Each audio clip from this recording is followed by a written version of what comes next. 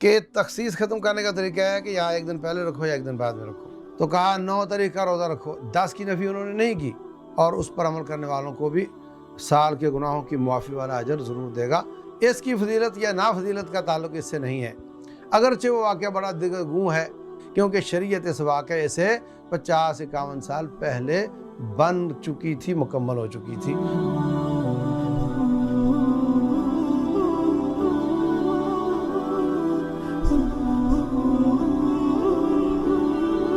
بسم اللہ الرحمن الرحیم، اعوذ باللہ السمیع العلیم من الشیطان الرجیم۔ قال اللہ عز وجل ان عدۃ الشہور عند اللہ 12 شہرا فی کتاب اللہ یوم خلق السماوات والارض منها 4 حرم ذلك الدین القیم فلا تظلموا فیہن انفسکم وقاتلوا المشرکین کافۃ کما یقاتلونکم کافۃ واعلموا ان اللہ مع المتقین۔ اللہ تبارک و تعالیٰ نے فرمایا کہ اللہ کے نزدیک سال 12 مہینوں کا ہوتا ہے، ان میں سے 4 مہینے حرمت والے، احترام والے ہیں۔ حج اور عمرہ، اس کے لیے یہ 4 مہینے اللہ تعالیٰ نے حرمت والے رکھے ہیں۔ حج ہوتا ہے ذی الحجہ میں، اس سے 1 مہینہ پہلے اور 1 مہینہ بعد میں، یعنی ذی القعدہ، ذی الحجہ اور محرم، یہ ایک ساتھ ہے۔ جو حج کرنے چلے گا اس وقت جیسے پیدل چلنا پڑتا تھا سواریوں پہ، تو ذی القعدہ میں چلے گا اور ذی الحجہ میں پہنچے گا، تو ذی القعدہ بھی اور ذی الحجہ بھی محرم کے ہوئے، پھر واپسی پہ بھی اس کو 15-20 دن مہینہ لگنا ہے، تو اگلا مہینہ بھی اللہ نے حرمت والا رکھا ہے تاکہ حج آسان ہو جائے۔ اور پھر سال کے بیچ میں ایک دفعہ وہ عمرے کے لیے آنا چاہتے تھے، تو سال کے بیچ میں رجب کا مہینہ اللہ تعالیٰ نے حرمت والا رکھا ہے۔ اسی میں وہ لوگ تجارتیں کرتے تھے، کیونکہ روٹین میں تو روڈ بلاک رہتے تھے، جو آدمی جو قبیلہ رہ رہا ہے وہ نہیں گزرنے دے گا تو نہیں گزریں گے، تو مشکل ہو جائے گی۔ ان مہینوں کا جاہلی زمانے میں بھی احترام کیا جاتا تھا، تو محرم اور ذی الحجہ جو ابھی گزر رہا ہے یہ حرمت والے مہینے ہیں، اور اس کا پچھلا مہینہ بھی حرمت والا تھا۔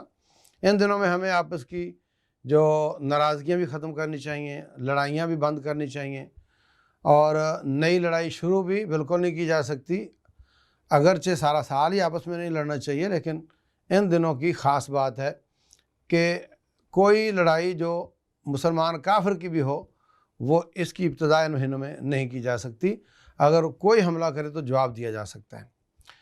تو محرم جو مہینہ ہے اس کو اللہ تعالیٰ نے شہر اللہ کہا ہے کہ یہ اللہ کا مہینہ ہے۔ مہینے تو سارے اللہ کے ہیں، لیکن جب نسبت اللہ کی طرف ہو جاتی ہے تو تھوڑا اس کا شرف بڑھ جاتا ہے، اس کا احترام بڑھ جاتا ہے۔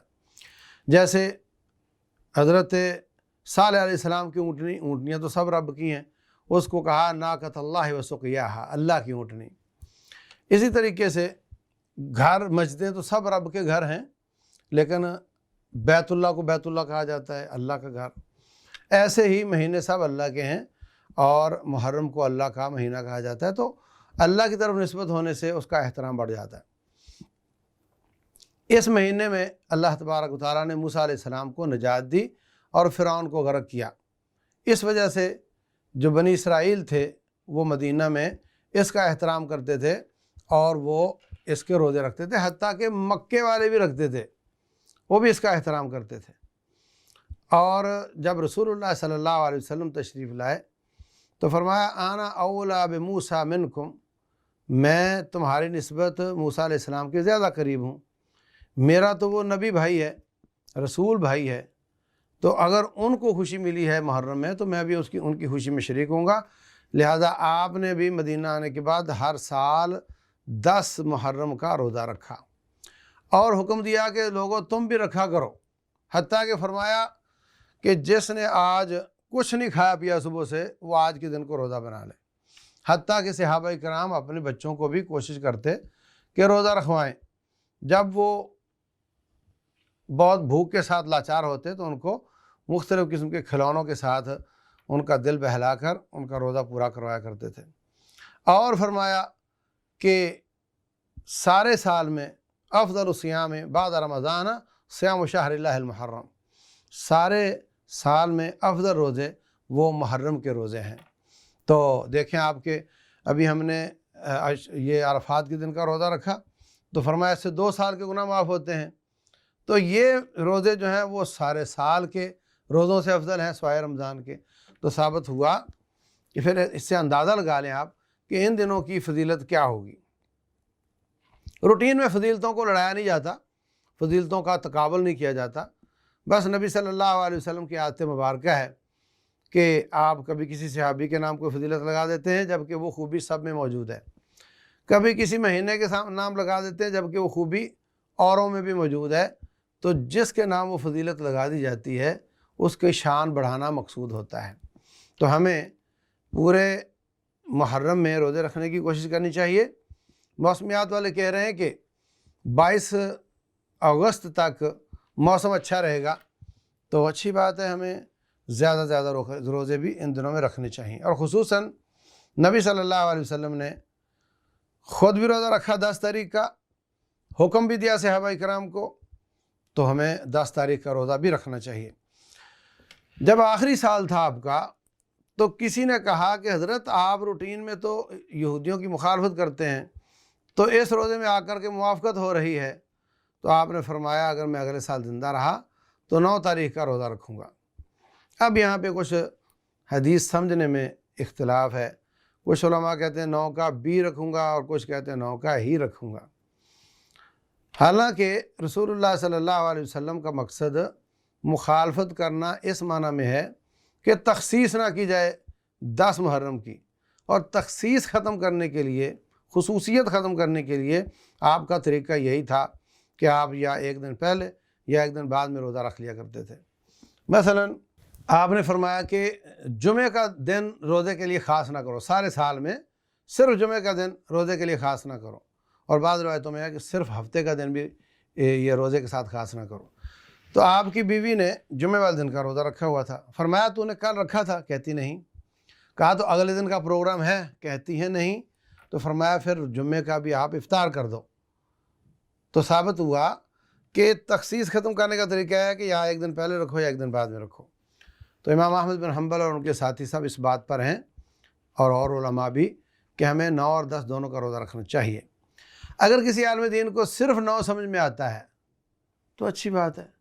حضرت عبداللہ بن عباس رضی اللہ عنہ سے کسی نے پوچھا تو کہا 9 تاریخ کا روزہ رکھو، 10 کی نفی انہوں نے نہیں کی، اور ان کے ذاتی فتوے سے ثابت ہوتا ہے کہ 9 اور 10 دونوں کا رکھنا چاہیے۔ تو چونکہ یہ مہینہ بھی روزے رکھنے والا ہے تو ہمیں اچھے آپشن پر چلنا چاہیے، اور وہ ہے 9 اور 10 کا روزہ رکھنا چاہیے۔ اگر کسی عالم دین کو صرف 9 سمجھ آتا ہے تو اللہ تعالیٰ اس کی سمجھ کے مطابق اور اس پر عمل کرنے والوں کو بھی سال کے گناہوں کی معافی والا اجر ضرور دے گا۔ کسی نص کے سمجھنے میں اختلاف ہو تو اللہ تعالیٰ وہاں سختی نہیں فرماتا، بلکہ ان کے اجتہاد کے مطابق اگر غلط بھی ہو تو ایک اجر سے وہ محروم نہیں ہوتے، تو اس کو ایشو نہیں بنانا چاہیے۔ تو بہر صورت محرم کا جو احترام ہے وہ حضرت موسیٰ علیہ السلام کی آزادی کے حساب سے ہے، اور بعد میں آپ نے اس میں روزے رکھے اور اس کی فضیلت بیان کی اس حساب سے ہے۔ اور جہاں تک تعلق ہے کہ اس کا تعلق آپ کے نواسے حسین بن علی رضی اللہ تعالیٰ عنہما کے ساتھ، تو یہ تو عہد نبوت سے 51 سال بعد کی بات ہے۔ اس کی فضیلت یا نافضیلت کا تعلق اس سے نہیں ہے، اگرچہ وہ واقعہ بڑا دگرگوں ہے اور بڑا ظلم والا واقعہ ہے، اور وہ نہیں ہونا چاہیے تھا، اللہ ان ظالموں کو غارت کرے جنہوں نے یہ کام کیا، وہ الگ بات ہے۔ لیکن اس کی فضیلت کا اور نافضیلت کا، اور ان دنوں میں یہ کرنا اور یہ نہیں کرنا اور یہ خوشی نہیں منانی، اور اس سب کا تعلق شریعت سے نہیں ہے، کیونکہ شریعت اس واقعے سے 50-51 سال پہلے بن چکی تھی، مکمل ہو چکی تھی۔ واللہ اعلم، وصلی اللہ وسلم وبارک علی نبینا محمد۔